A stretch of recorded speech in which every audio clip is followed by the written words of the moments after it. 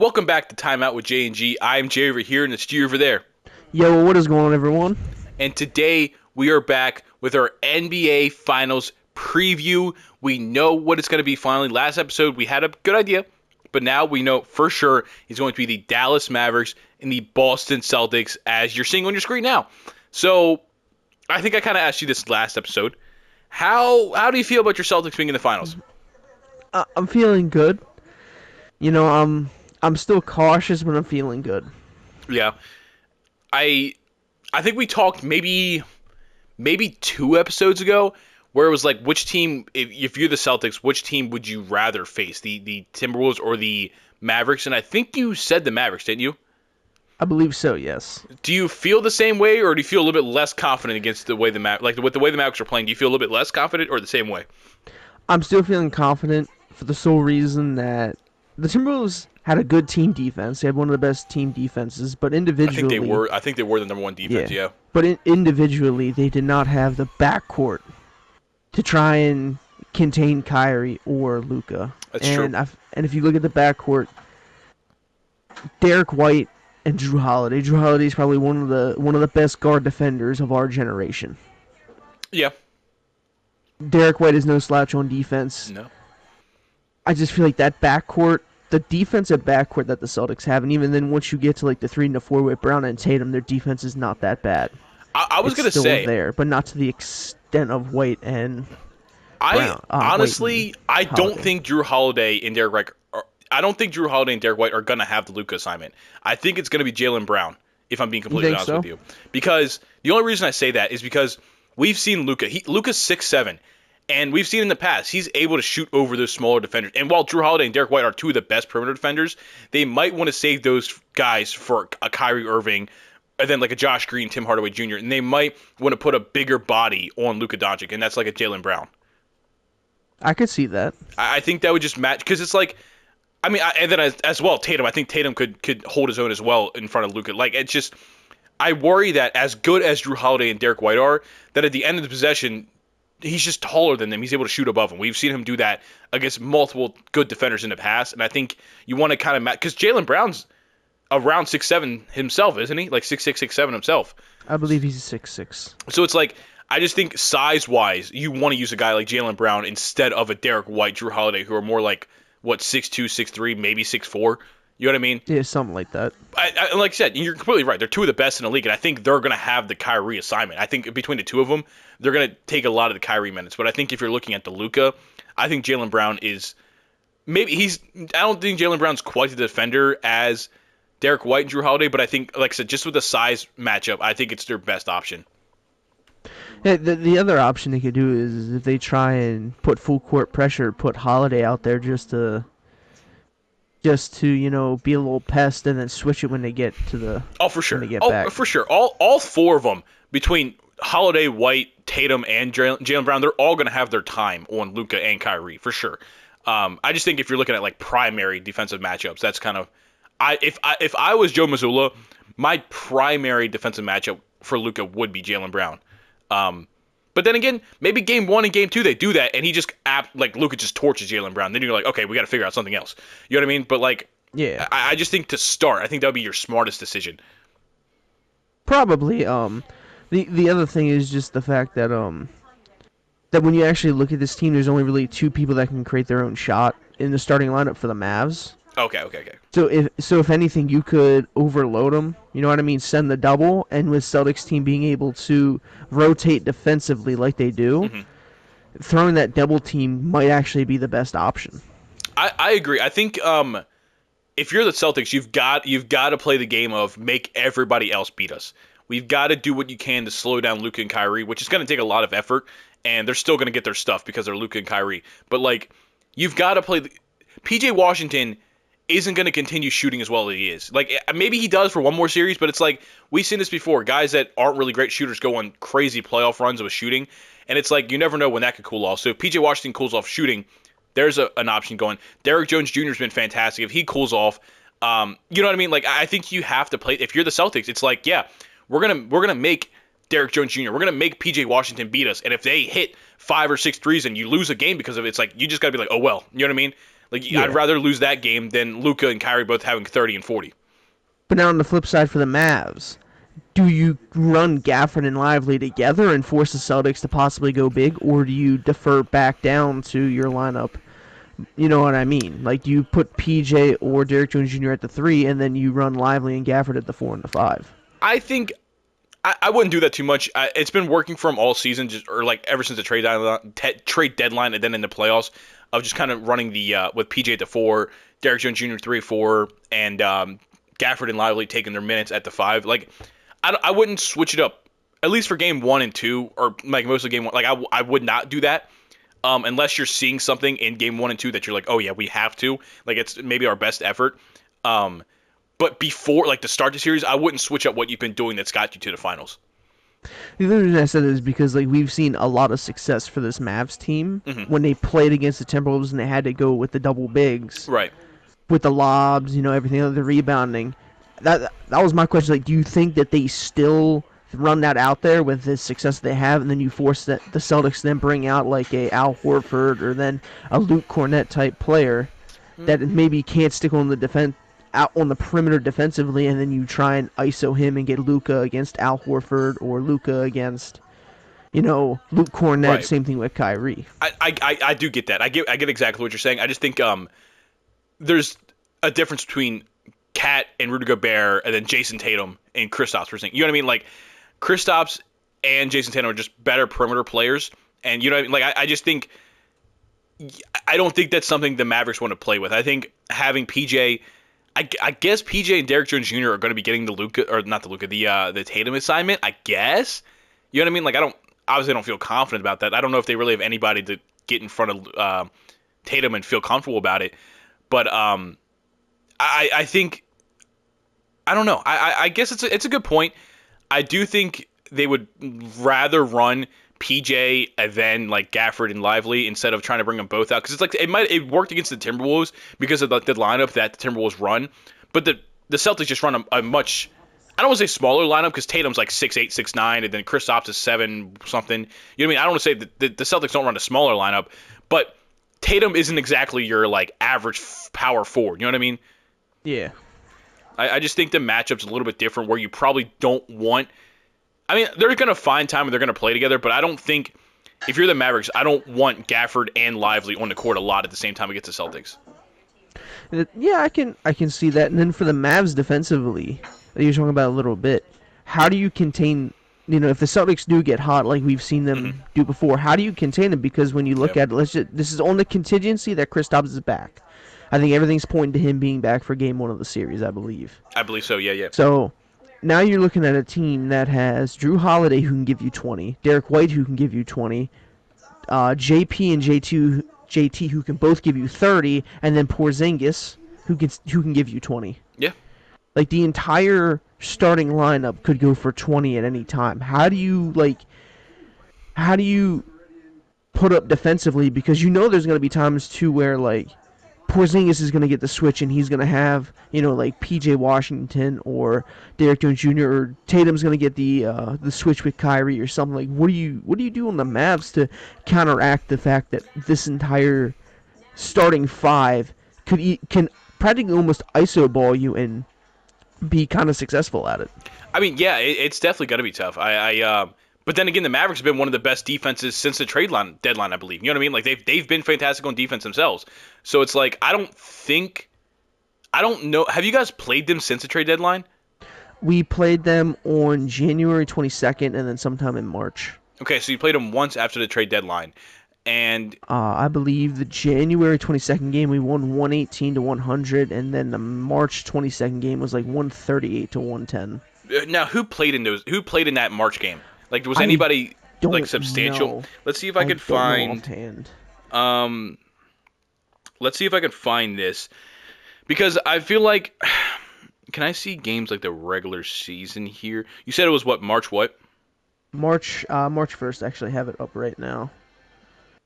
Okay. PJ, Josh Green, Derek Lively, Doncic, Irving, Hardaway Jr. So pretty much they're okay. Their starting lineup for the most part. But yeah, no, the Mavericks have been a very good defense since the trade deadline into the playoffs. So it's like, they just kind of make it work. You know what I mean? Like, they'll figure. I'm sure PJ's gonna play good defense. He's been playing that. Derek Jones Jr. is gonna play good defense. This is the best team they've played against in this playoffs for sure. OKC was great, but the Celtics are just kind of a different level. So I am interested to see how it works out. And this is going to be the biggest test for both these teams in the playoffs so far. Sorry, can you repeat that? Yeah, I said like with the Celtics, with the way the Mavericks have been playing, like they've been such a good defense, but the Celtics are just like a different level. This is the best team they've played. As good as OKC is and was, like the Celtics are just the best team in the league this season. And like also on the side, like this Mavericks team is the best team that the Celtics have played this entire playoff run. So it's like I think this is going to be a super defensive series, honestly. I think it is. With Dallas, I think this is the most offensively powered team that they've faced so far. Uh, yeah. Okay, OKC's good.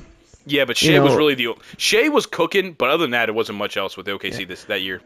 The Clippers, I feel like that series would have been longer or a little different had Kawhi played the entire time. Yeah.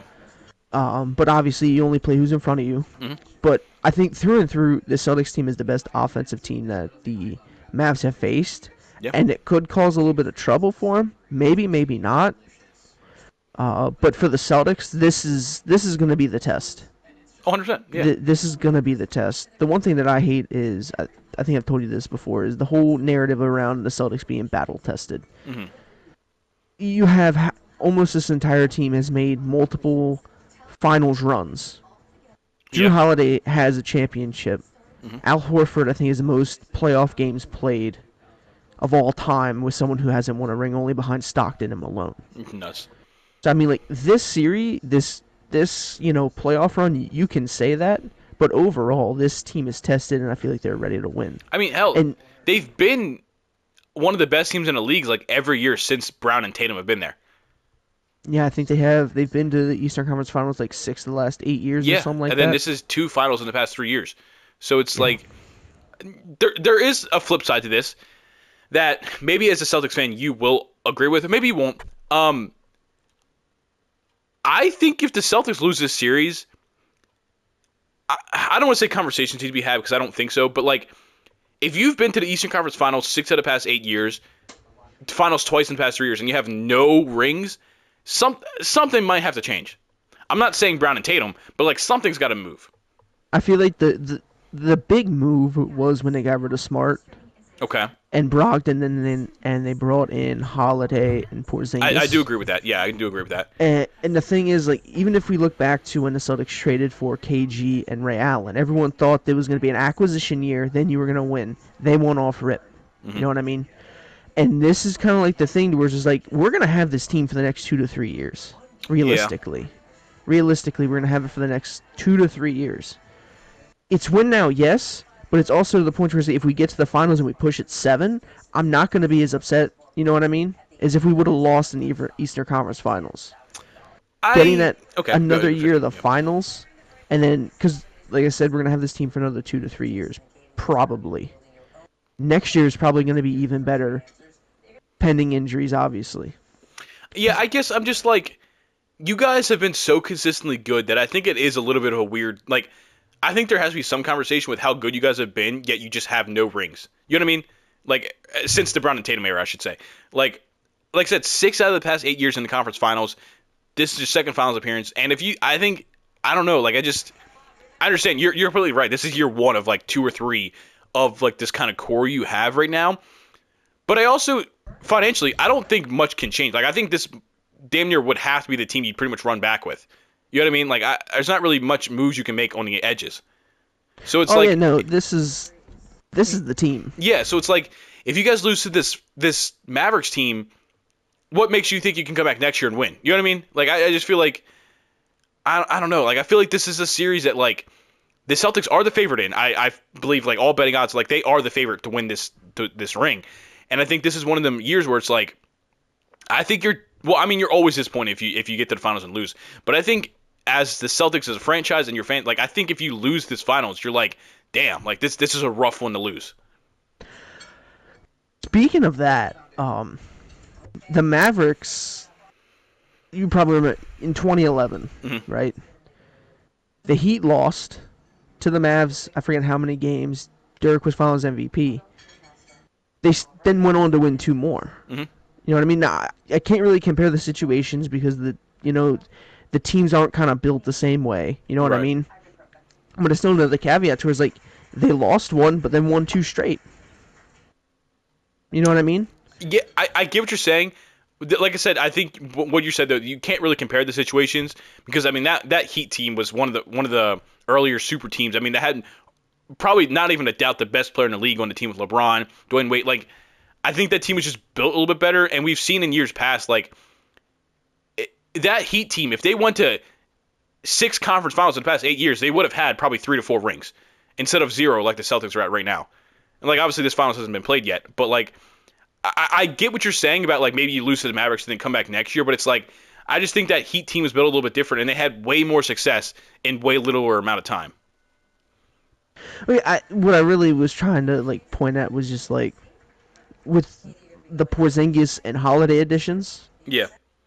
compared to when Dwayne Wade and LeBron first got there. You know what I mean? I'm not dismissing the 6 and 8. You know what I mean? I'm not dismissing that, and Celtics should have probably have won 2 rings by now. But like, looking at it from like a timeline standpoint type thing, where it's just like the Heat got together in their first year, they lost. Mhm. This is the first year for like Porzingis and That's fair. Holiday Yeah, it's fair. for this new quote unquote super team type deal, Right. to where like this is their first year to gel together. Okay. Yeah, I get what you're saying with that. I guess time will tell.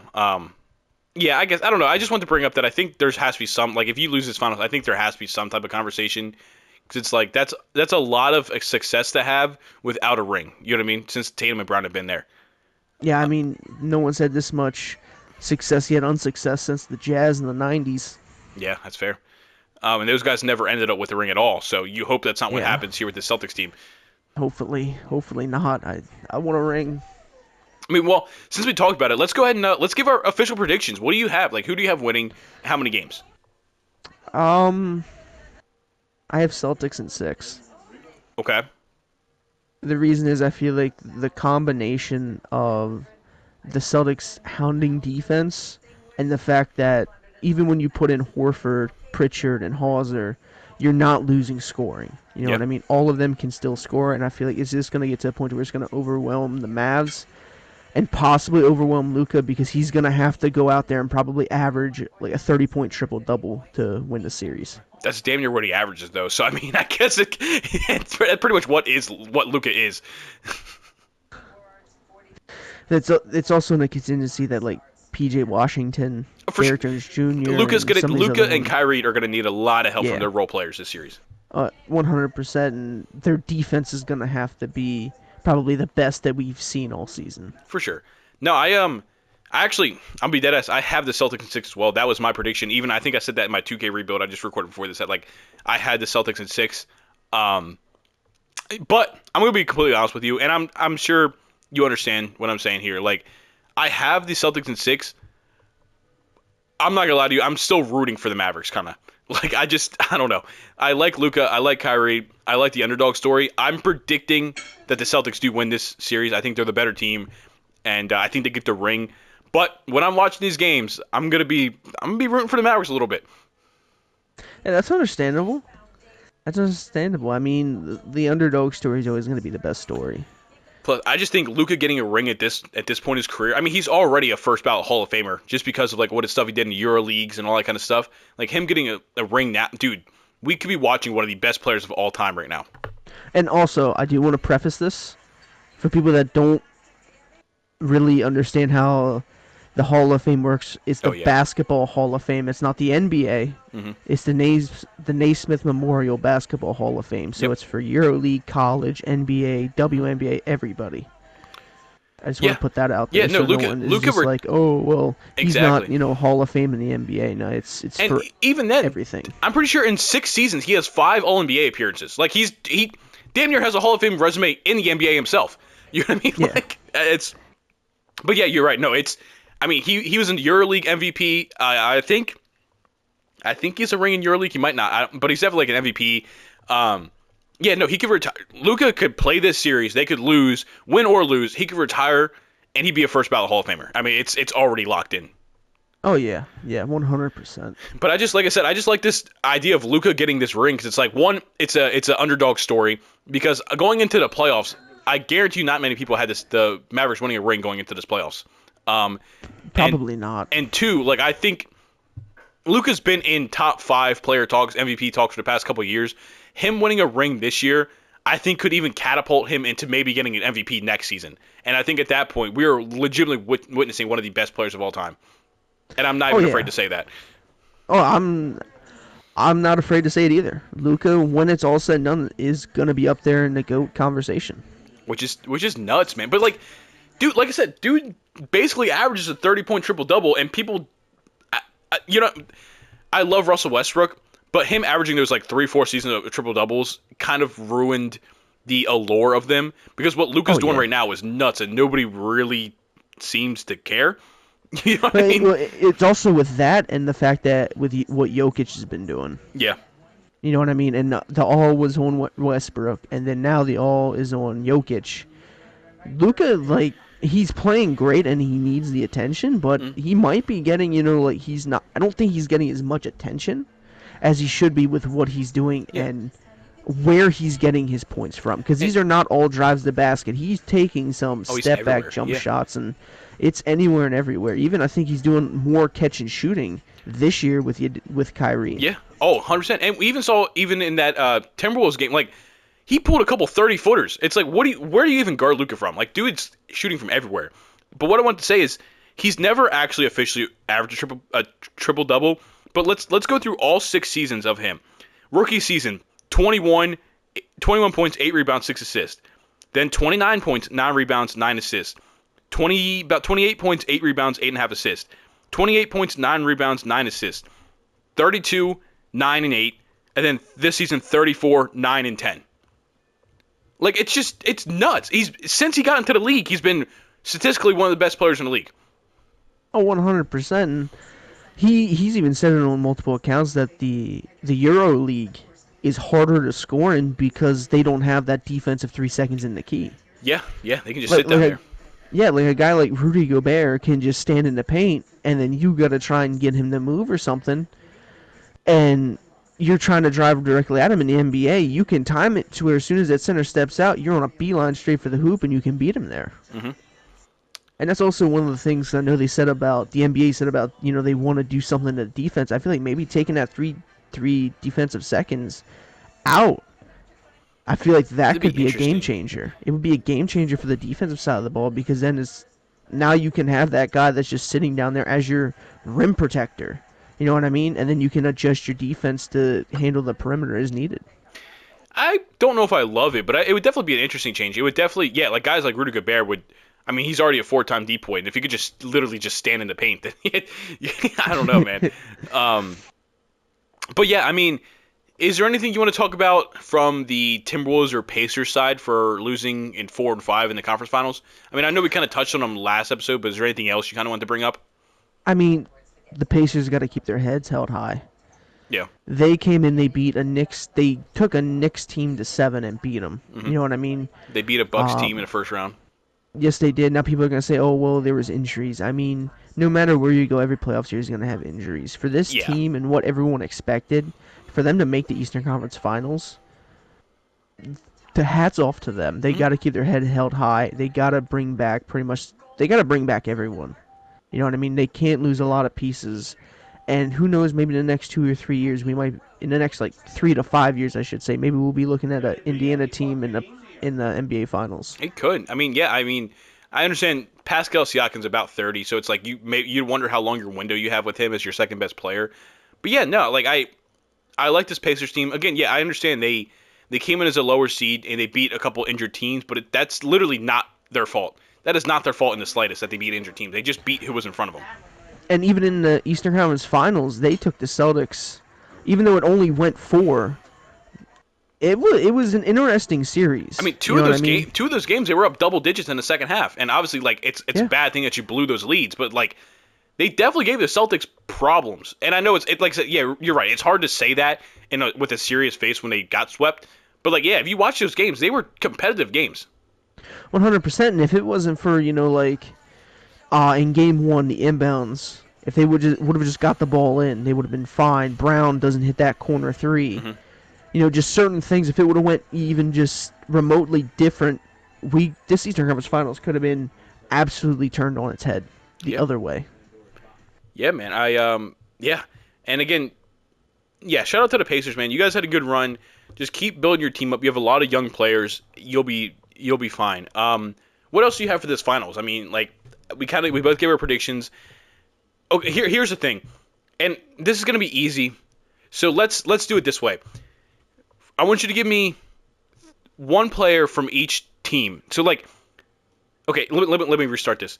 I want you to pick the Finals MVP for each team without it being their best player. So if the Celtics win the NBA Finals, but it can't be Tatum, who's your dark horse pick for Finals MVP? If I'm going dark horse, I'm gonna be honest, it's Porzingis. Okay. I'm trying to stay away from Brown and Tatum because they are like the two best players, and Brown just won the Eastern Conference Finals MVP. Yeah. So I'm trying to stay away from those two because it's gonna be one of them too. Yeah. Yeah, I'm gonna go Porzingis. Okay. And then for the Mavericks, same thing. Just it can't be Luka. Can't be Luka. What about Kyrie? I mean, it can be. That's kind of along the same lines of like Yeah. JB, but just not quite as much. I mean, if you want to pick Kyrie, then I'm fine with that too. I'm. That's the thing is like once you get past those two, then it's kind of just like who. It's a little bit of a steps drop up? off. Yeah, it's definitely Who a little bit steps of a up? Derek Lively. I was gonna say Lively or Gafford. Yeah. If they bring it defensively, and let's just say Gafford through the series goes, like averages about, like 10, like 8 shots a game, goes 6 for 8, averages about, like 16 and 12 with maybe 2 blocks. I mean, depending on how it goes. They're definitely not going to get it over. They're not going to get over Luka Kyrie, and they're not going to get over Tatum and Brown. But it's a fun thing to think about. Yeah, because it's like for the Celtics, it's kind of like, well, then you can pick, like Derek White, Drew Holiday, Porzingis, and on the other side, it's kind of like, well, do you go Lively, Gafford, PJ Washington? You put up the stats of 16, 12, and 2 blocks. That shit is not winning Finals MVP. No. It is what it is.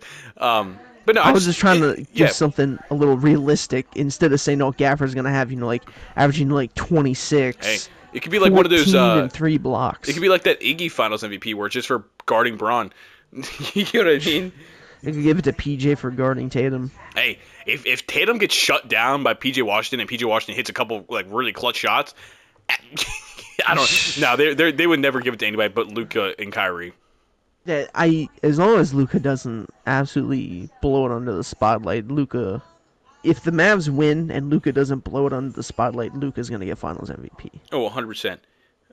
The only other thing I can say is ever since Kyrie stomped on the Leprechaun, he is 0-10 against the Celtics. I mean, yeah, I guess. Celtics fans are still mad about that? Oh, no. It's well, they are, but I'm not saying you are. I'm just saying. Oh, yeah. There are some out there that still are. I'm not. Mm-hmm. But I'm just saying it's a fact since that happened, Kyrie, I don't think, has beaten the Celtics and got swept by the Celtics when he was on the Nets. Granted, I don't know if he played the entire series or not. I think he definitely because that was during that COVID thing or whatever, but it doesn't matter. Yeah, but on the Western Conference side, the Timberwolves, good team. They just got to figure out their offense. They need another ball handler. I think I said that last episode. They need more playmaking. Mike Conley's cool, but they need more. They lacked it, and that's why they were one of the worst clutch teams in offense this season. They when it comes down to it, they can't have a good functioning offense when they need it. They either got to go out and get someone, or they need to bring in like a mentor type deal for Anthony Edwards. And well, that's what Mike Conley is. Mike Conley is a good point guard, but it could also be just they're soon gonna give Ant the offense and let him run point. I think. Well, I don't know if he's gonna run point, but he's gonna be definitely the primary ball handler. But yeah, no, I like the Timberwolves. They had a rough end to this season, obviously losing in 5 to a Mavericks team. Like I actually picked them in that series to go like 6. I think I had them winning in like 6 or 7. So it was definitely a disappointing way for them to end the season. But they still have a pretty young team-ish. I know Rudy Gobert is like around 30. And they're definitely an expensive team. Anthony Edwards has a big contract. Cat, Rudy Gobert have big contracts. They gave Jaden McDaniels a near max contract like last offseason. Like they have a lot of money wrapped up in their core. So they're one of those teams that don't have a lot of money to like move pieces around the edges. So they're kind of this is kind of what they're stuck with for a little bit, unless they end up losing a guy like Jaden McDaniels, which I don't think they want to do. Um, so they definitely have some problems with the cap, but I think they're going to be back for the next couple years. Yeah, they're kind of under the same caveat as the Celtics. Don't have a lot of money to make any moves for the most part, so they got to kind of just keep their core together as long as they can to have Yeah, a legitimate chance to compete for a title. yeah. I And mean, then, oh, oh, go ahead. no, no. Go ahead, go ahead. Oh no, I was gonna change the subject completely. That's what I was going to do too. So you go Oh, ahead. I was gonna say, what are we doing in the WNBA? I don't know You if got to you've get more. seen it. Yeah. I don't know if you've seen it, but I think it was last night or the night before. Caitlin Clark was playing. They were playing against Angel Reese, This and I guy. forget. Yes, the Sky. Sorry for blanking on that, but there were multiple. I think it was like two or three times to where Caitlin Clark just got cheap shotted away from the ball for no reason. Well, I can tell you what's happening. Um, and I can't. There's no way I could say this without it sounding bad, and it's not ill intentioned at all. But what is happening is that these girls don't like all the attention that Caitlin Clark like. They don't like the attention Caitlin Clark has because rightfully so, these women believe they deserve the attention, and again, rightfully so, they do deserve the attention, and they see Caitlin Clark come in with this idea. All the journalists talk about how Caitlin Clark's going to walk in and be the best player in the WNBA from day one, and these girls or these women are like, no, like we've been here for years. We are established stars. Like, and I think they're trying to show that it's not going to be easy in the WNBA for her. Like they're making it physical. They're making it tough. Like I that's what they're doing, and I think it's to a degree I understand, and I think it's kind of cool to see that these women are like, hey, Caitlin, you've been a fantastic college player, but like this is different. Like this is the professional league now. You're not going to be able to get that shit off. But you're also risking hurting her, and if you hurt Caitlin Clark, the viewership of the WNBA is going to go down a lot. Oh, 100%. And that's why I'm just like, if you're playing a competitive game, you know what I mean? Mm-hmm. Like, and you're being physically competitive, I understand that. But when you just take blatant cheap Mm-hmm. shots for no reason, that's when it's kind of just like, what are we doing here? I agree. You know what I I mean? agree. I can understand competitiveness. I love competitiveness. But come on now. No, I Let's be agree. real here. Again, and this is a league where, and again, there's no ill intention by this, but this is a league where these players are not used to the attention that they're getting, and I don't want to call it jealousy because I do not think it's jealousy. I don't think they're jealous of Caitlin Clark at all, but I think they're like maybe jealous of no, again, I don't want to use, but they're seeing her get all this attention and they're trying to show that no, we deserve this attention too, and they're trying to go about it any way they can. I'm not saying it's right by any means. I'm not saying it's right. I just think that's what's happening. So yeah. That and like we talked about earlier, I think this is gonna be quote unquote like a Wemby type effect to where give her maybe about 15 games Mhm.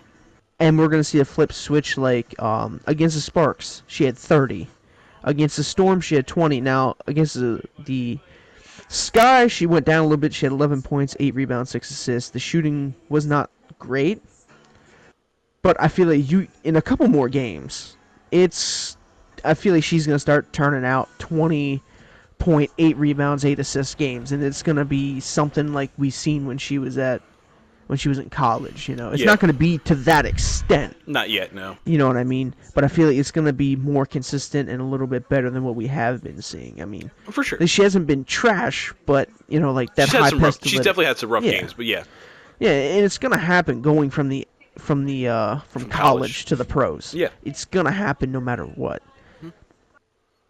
But No, it's just a yeah, matter of just like she brought a lot of people, 100%. and I believe I don't know how many games Indiana Fever have sold out, even at away venues. And 'Cause when I they're know, a bad team. yeah, yeah, and I know a couple of teams actually moved from the WNBA stadium to their NBA counterpart stadium because of just the sheer amount of people that want to show up. And that's great. That's great for them. This is the most coverage I've seen of the WNBA ever this season. Like this season's been the most coverage I've seen ever. Which is great. I know like their ticket sales are up, their TV I'm sure is up. Um, Yeah, a lot of it has to do with Caitlin Clark and Angel Reese, like these newer players coming in. But like that's an introduction. Like I can't tell you how many times I've learned new WNBA players just by watching Indiana Fever games and learning who these other women are. Like, you know what I mean? Like, of course, the attention's going to be on Caitlin Clark. It's going to be on Angel Reese. It's going to be on Asia Wilson because she's been one of the best for a while. But by getting people to watch these games, they're learning more players. And I just think it's a natural progression. Oh yeah, 100%. And looking at it from the outside in, it should be something where it's just like, okay, well, Caitlin Clark's bringing this massive following. Let me go show out. Let me play my best ball, Mm-hmm. and then people are going to learn who I am. People are going to look me up. Maybe I get a couple. It And I needs think to it's be kind of like a trickling effect. I think that's why some of them are being so aggressive with her because that's how they're hoping they're getting their name out there. Because they also know as many people that love Caitlin Clark, a lot of people hate Caitlin Clark. So it's like Yeah. they can have that same idea where it's like, oh, I'm gonna like rough her up a little bit, and the people that hate her are gonna now love me. I'm gonna get that's you know what I mean. Like I'm not saying it's the right way to do things, but it's like any attention's good attention for a league that really doesn't have any at all. You know what I mean? Like Yeah. so again, I don't. It's not maybe not the best way to go about it, but again, I can't talk for these women. I'm not in their shoes. I haven't. You know what I mean? Like I haven't been in a professional league where it's like I'm just being completely disrespected by the people that watch. You know what I mean? So it's like I can't. I don't really want to speak too much on it because I don't know how they've dealt with it or like how it is for them now. But yeah, no. I mean, like I said, the WNBA is getting much more attention this year, and I think it's really like I think it's obviously going to flux in and out depending, like as years go on. By Caitlin Clark's 5th year, it probably won't have the same attention as it does now as her as a rookie. But I think they definitely have seen now a permanent uptick in their fans, like all that kind of stuff. I think they now have a permanent uptick, which is good.